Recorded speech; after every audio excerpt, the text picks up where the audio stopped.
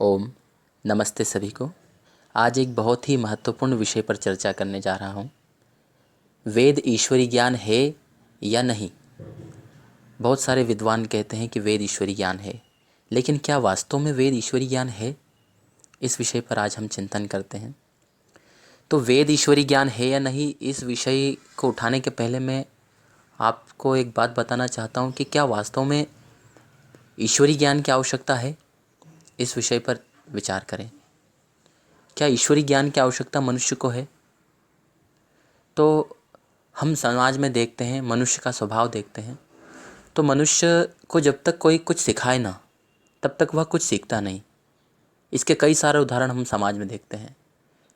जब किसी व्यक्ति को पढ़ा दिया जाता है तो वह पढ़ लिख कर हस्ताक्षर करना, लिखना, पढ़ना सीख जाता है। लेकिन आपने कई ऐसे व्यक्ति देखे होंगे जो बूढ़े हो गए हैं, लेकिन उनको अभी तक अपना नाम लिखना भी नहीं आता। इसका क्या कारण है? इसका यही कारण है कि उसे किसी ने सिखाया नहीं। ऐसे ही हम देखें, हमको जब तक कोई तैरना नहीं सिखाता तब तक हम भले पानी में उतर जाएं, हम तैरना नहीं सीख सकते। आपने ऐसे भी कई व्यक्ति देखे हैं जो बड़ी उम्र के हो गए लेकिन उनको तैरना नहीं आता। ऐसी कई सारी चीज़ें हैं। बहुत सारे कार चलाना नहीं जानते। जब तक उनको कोई सिखाए ना तब तक वो सीख नहीं सकते। अब विचार कर दें कि मनुष्य को जब जैसे हम विचार करते हैं तो पता चलता है कि हमें हमारे माता पिता कुछ सिखाते हैं, गुरु कुछ सिखाते हैं, लेकिन हम उनके माता पिता, उनके गुरु की सोचें और उनसे भी आगे जाएं, परंपरा से विचार करते करते तो सृष्टि के आदिकाल में पहुंचते हैं। तो सृष्टि के आदिकाल में उनको ये ज्ञान कहाँ से आया? जो सृष्टि के पहले पहले मनुष्य थे, उनको किसने सिखाया? निश्चित रूप से उन्हें ईश्वर ने सिखाया। ऐसा सारे ऋषि मुनि विद्वान मानते हैं। योग दर्शन में महर्षि पतंजलि भी कहते हैं कि सह पूर्वेशाम गुरु कालेनान वच्छेदात। वह परमात्मा गुरुओं का भी गुरु है जो काल से अवच्छिन्न नहीं होता। परमात्मा हमारा सबका गुरु है जिसने हमारे को ज्ञान प्रदान किया।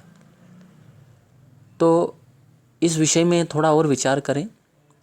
आज वर्तमान में दो प्रकार की विचारधाराएं चलती है। एक तो यह जो ज्ञान को ईश्वरी मानती है, और एक विकासवादी विचारधारा जो कहती है कि ज्ञान मनुष्य ने धीरे धीरे विकास करके पाया है। एक सामान्य विचार करने पर यही व्यक्ति, आज का पढ़ा लिखा, यही मानेगा कि नहीं, ज्ञान तो धीरे धीरे ही विकास करके आया है। लेकिन मैं आपसे पूछता हूँ, हम किसी भी ज्ञान को लें, चाहे हम भाषा को लें, जैसे भाषा है, अच्छा बताएं भाषा हम कैसे सीखें? हमको जब तक कोई कुछ सिखाता नहीं, जब तक हम सीखते नहीं। अब हम जो भाषा बोलते हैं उसको हम किसी से सीखे हैं, हमारी माता से मातृभाषा के रूप में सीखे हैं, कहीं से भी सीखे हैं, तो वे कहाँ से सीखे हैं? इस आधार पे यदि हम सोचें तो वे उनके माता पिता से, वे उनके माता पिता से, ऐसे सृष्टि के आदिकाल में पहुँचेंगे। तो भाषा भी देखें हम तो सृष्टि के आदिकाल में कोई ना कोई हमें सिखाने वाला होना चाहिए, तभी हम बोलना सीख पाएंगे। अच्छा, हम अपनी भाषा जानते हैं, पर हम क्या वो चीनी भाषा या जापानी भाषा जानते हैं? बिल्कुल नहीं जानते हैं। इसका कारण क्या है? यही कि हमने उसको कभी सीखा नहीं। तो इन सब से क्या निकल के आया कि मनुष्य का स्वभाव ऐसा है कि जब तक उसको कोई सिखाए नहीं तब तक वो कुछ सीख नहीं सकता। तो इसके बारे में शास्त्रों में दो तरह की बात कही जाती है कि ज्ञान दो प्रकार का होता है, एक स्वाभाविक ज्ञान और एक नैमित्तिक ज्ञान। तो स्वाभाविक ज्ञान वो होता है जो जितना आवश्यक है उतना ईश्वर द्वारा जो दिया गया है, वो स्वाभाविक ज्ञान है। लेकिन नैमित्तिक ज्ञान वह है जो किसी से हम सीखें। जैसे बच्चा जन्म लेता है तब वह स्वाभाविक रूप से माता का स्तनपान करना सीख जाता है, उसे किसी ने सिखाया नहीं, यह स्वाभाविक ज्ञान है। ऐसे ही हम अन्य पशु पक्षियों में देखें तो जो दूसरे जानवर है, बच्चे उड़ना सीख जाते हैं, उनको कोई सिखाता नहीं। और कोई जानवर को अगर पानी में गिर जाए तो वो तैरना सीख जाता अपने आप, उसको किसी ने सिखाया नहीं। वो बचपन से उसको सारे, वो जन्म लेने के कुछ ही दिन, घंटों में, कुछ समय में चलना सीख जाता है। तो इससे क्या सिद्ध हुआ कि जो मनुष्य से इतर दूसरे शरीर हैं उन सब में स्वाभाविक ज्ञान है, और वह स्वाभाविक ज्ञान उनको परमात्मा ने दिया है। अच्छा विचार करो, एक चिड़िया कितना सुंदर घोंसला बनाती है। अच्छा बताओ वो कौन से इंजीनियरिंग कॉलेज में गई? किसने उसे सिखाया? किसी ने नहीं सिखाया। स्वाभाविक रूप से उसको परमात्मा ने वो ज्ञान दिया। लेकिन मनुष्य शरीर इन सब पशु आदि शरीरों से अलग है। इसमें हमें विचार करना पड़ेगा, क्योंकि यह जो शरीर है यह मुख्य मतलब न्यूट्रल अवस्था में माना जाता है वैदिक शास्त्रों के अनुसार, कि जो पशु आदि शरीर हैं वो सब अपने कर्मों के भोग भोगने के लिए गए हैं, तो अपने भोग भोग रहे हैं, इसलिए उनको नए कर्म करने की आवश्यकता नहीं है, इसलिए वो अपने कर्मों को करते भोगते रहते हैं।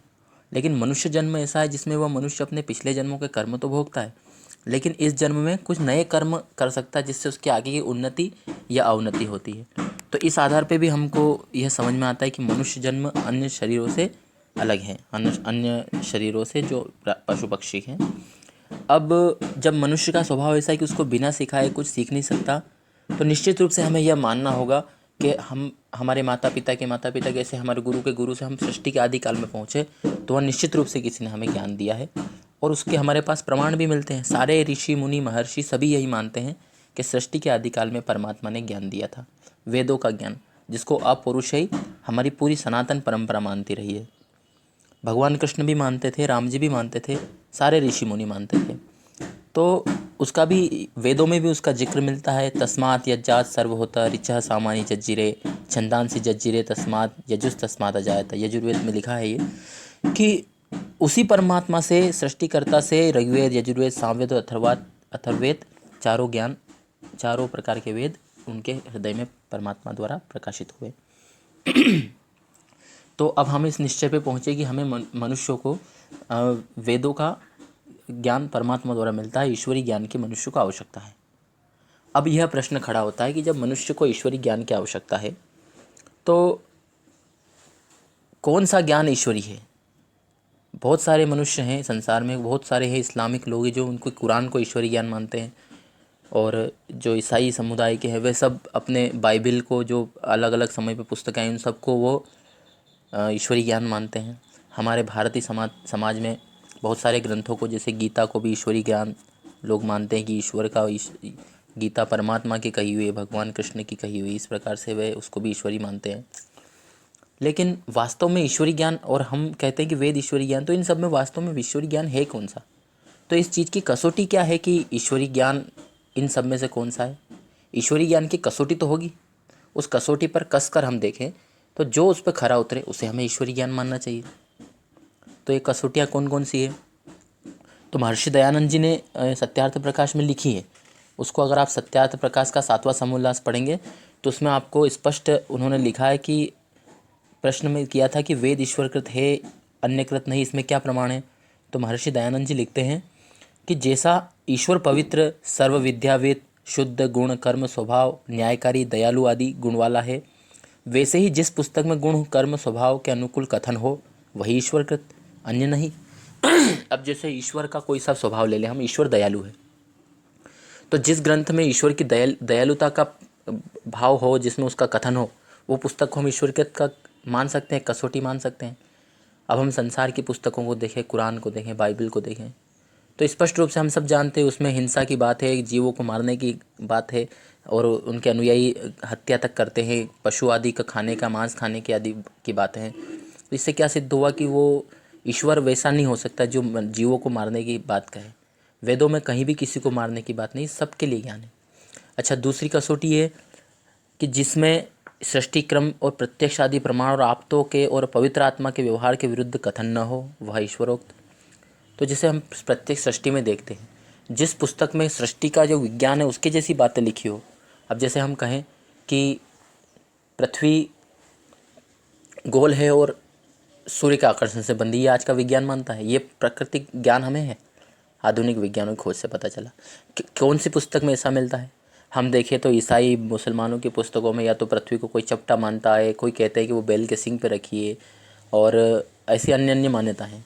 भारतीय पुराणों के बारे में देखें तो उसमें यह मान्यता है कि वो सांप के ऊपर रखी, शेषनाग के ऊपर। लेकिन वास्तव वेद इसमें क्या मानता है? तो वेद में एक मंत्र मिलता है यजुर्वेद में, आयम गो प्रश्निर क्रमीद सदन मातरम पुनः पितरम च प्रेंस। यह मंत्र उसके लिए है, आयम गो यानी यह पृथ्वी जैसे सूर्य के आसपास चक्कर लगाती है और सूर्य के आकर्षण से बंधी हुई, यह इस मंत्र में कहा है। अब बताओ, यह वैज्ञानिक बात वेदों में मिलती है तो वेदों को ईश्वरी ज्ञान मानना चाहिए, क्योंकि वो प्रकृति से विरुद्ध नहीं है।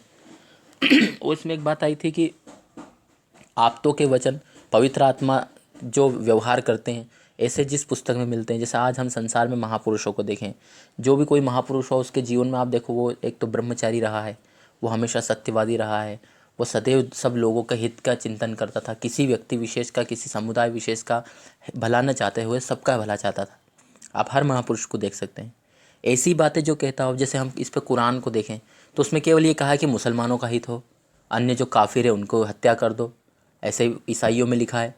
तो और भारत के जो सनातन वेद हैं उन वेदों में क्या लिखा है, मनुर्भव मनुष्य बनो, हम किसी से भी शत्रुता का भाव न रखें, मित्रस्य हम चक्षुषा सर्वाणि भूतानि समीक्षे, हम मित्र के भाव से सभी को देखें और सब हमें मित्र के भाव से देखें।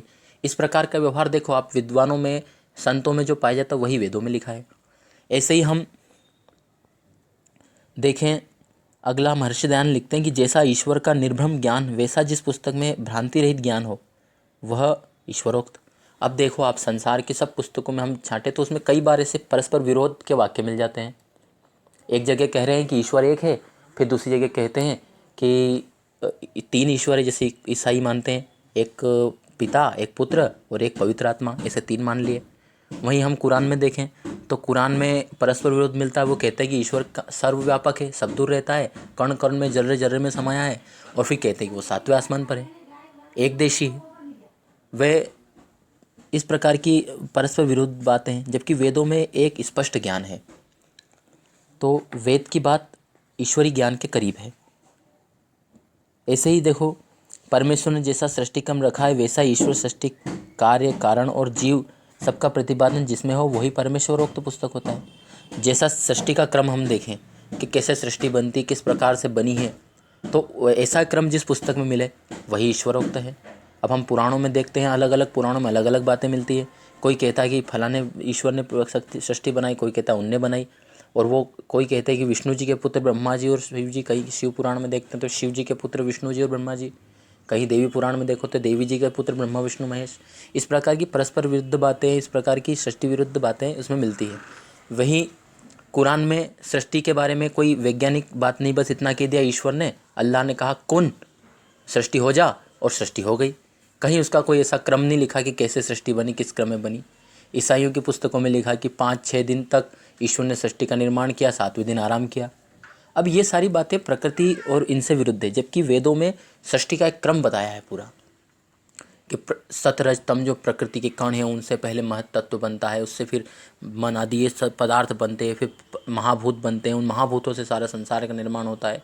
सारा ज्ञान विज्ञान वेदों में है। आज बहुत सारे विद्वान ऐसा मानते हैं। तो इस आधार पर हम कह सकते हैं कि वेद ईश्वरीय ज्ञान है।